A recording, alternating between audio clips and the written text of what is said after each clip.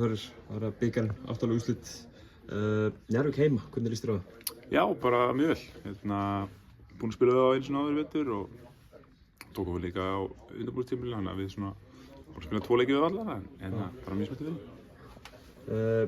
Hörkuleiki sem að KR hefur verið í núna á þessu tímabili. Við tökum kannski Keflavíkurleikinn út fyrir Svega, en þið virðist alltaf vera í einhverjum svona tætt leikjum. Hvað er í gangi hjá ykkur? Já, bara það er mjög skemmtilegt að spila svona þessi leiki, en það er náttúrulega líka maður hefði óskað eftir því að vera kannski búin að klára leiki fyrr og reyna að vera búin að vinna fleiri leiki. Ég meina við erum búin að, eins og þú segir, taka þátt í mjög svona kröfu miklum leikjum, já, við þurfum bara að halda áfram og vonandi bara ná að fara að klára leikinn.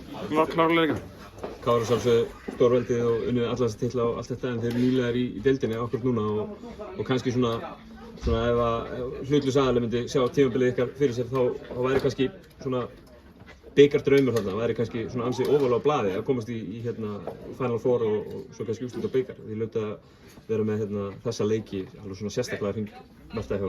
Já, þetta er náttúrulega bara eitt af 2 stóru markmiðum á tímabilinu og við komum okkur áfram í gegnum erum að leika á Egilsstöðum og þú veist, alltaf bara draumur að reyna að komast í bikarúrslit, þannig að við sjálfsögðu reynum að allt sem við getum að komast þangað. Með Njarðvík heima, það er sýndið en ekki gefin eins og þú sagðir, ég meina þau unnið á heima en það var hörkuleikur líka. Já, ég meina Njarðvík er búin að spila hörkuvel á þessu tímabili og þeir eru bara með mjög sterkt lið.